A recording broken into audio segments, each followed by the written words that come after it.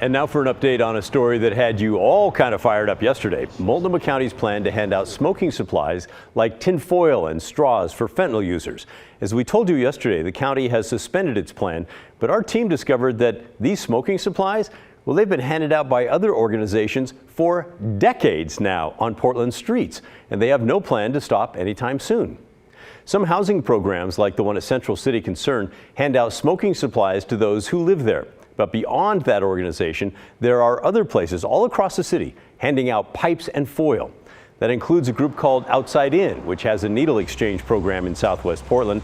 They also give out smoking supplies, and they've done that for more than 30 years.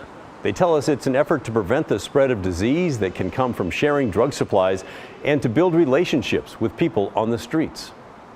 Our whole goal is to engage with the community, bring people in, provide them a safe space to ask questions, to learn about drug use, learn about options for not using drugs, and have the tools that they need to stay healthy and safe. And so the longer we can keep people smoking, the safer they're going to be. We know that injecting drugs is much more dangerous than smoking them. A lot of critics might see the work that you're doing as enabling this addiction crisis. We hear the enabling argument a lot. You know, we enable people to be as healthy as possible with wherever they are in their addiction. We enable people to stay alive. Even though the county's plan to give out the supplies was suspended yesterday afternoon, you still filled our inbox and voicemail with your thoughts on the program. The majority of you felt a little bit like this. Oh my God. The drug paraphernalia that's being passed out is just the most stupid thing in the whole world. Why don't we buy it for them? Why don't we buy the drugs and then hand them the Narcan, then the drugs and the supplies to help them take the drugs? You know, that would be just what our tax dollars should pay for. As long as we're paying for everything else, why not hand them the drugs? My blood pressure goes up thinking about this. I think a lot of people felt the same way. Jan wrote to us and said it is insidious the amount of money spent on supporting drug use, allowing drug use, and eliminating consequences for drug use. At what point does the pendulum start to swing into reality? And Helen brings up a great point in this email she sent to us. Once again, it is appalling to see the lack of communication between the Multnomah County Board of Commissioners, the Multnomah Health Department, and Portland City Hall. Why are they doing risk reduction without having the facilities to get these drug users into behavior health treatment? Lipstick on the pig. But amid all the comments against the plan to give out smoking supplies, there are a few of you who think it is a good idea. Wanting to know why Ted Wheeler doesn't understand the science behind harm reduction. It does not increase drug use. This is a good program by Multnomah County. It needs to be implemented. It saves lives. And Cindy wrote in, yep, it sounds bad to give out foil and pipes. Why are they doing it? These are smart, experienced professionals at the county. I'm thinking they want to find a way to keep the door open to users, a way to connect, show humanity, and offer a way out when users are ready. Yesterday, Multnomah County Chair Jessica Vega Peterson said the county's program is suspended pending further analysis. We will keep you posted if the idea makes a comeback. And here's my take on this. There is a big difference between harm reduction and harm facilitation. And in my opinion, this county idea has veered well over the line into facilitation.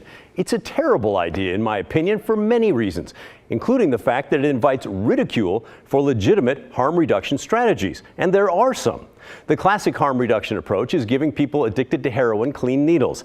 The National Institute on Drug Abuse, which is part of the federal government, reports that nearly 30 years of research shows that needle exchange programs that are linked to other things like infectious disease care and substance use treatment, well, those programs work. And those programs are effective and cost-saving tools that can prevent HIV and high-risk injection behaviors amongst the people using drugs. And if most people using fentanyl injected it into their bodies, you might be able to make a good argument that giving them clean needles is a good idea. But here's the thing. Most people do not inject fentanyl. And the county was not giving those users clean needle because they didn't want them, because they don't use them. They don't need them. They swallow fentanyl or in pill form, or they snort it through their nose, or they smoke it and inhale it. So the Multnomah County Health Department decided that they should give out supplies for that.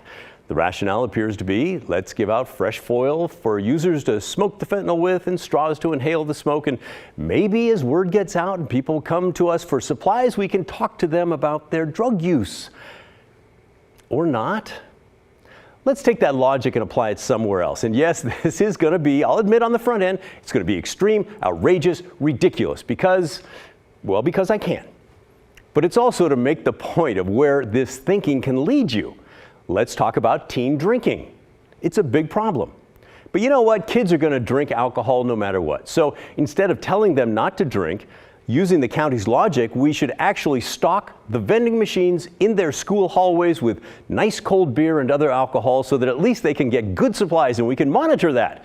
We could also have boxes with bottle openers labeled with the high school mascot so that the kids won't hurt their hands when they're opening the bottles. And as they're grabbing for that free beer, we could mention to them that it's a bad idea. And maybe they'd listen. Or not. It all sounds kind of silly, I think, when you say it out loud, doesn't it? For now, the Multnomah County Health Department has put the brakes on handing out fentanyl-used products. Hopefully it will stay that way. Portland police are already investigating 137 suspected overdose deaths in the city this year. We don't need to make it easier to overdose. We don't need any more overdoses. That's my opinion anyway. You don't have to agree, won't hurt my feelings, but I would like you to communicate. What's your take? Send me an email, will you? The address is thestory@kgw.com or call and leave a voicemail, 503-226-5090.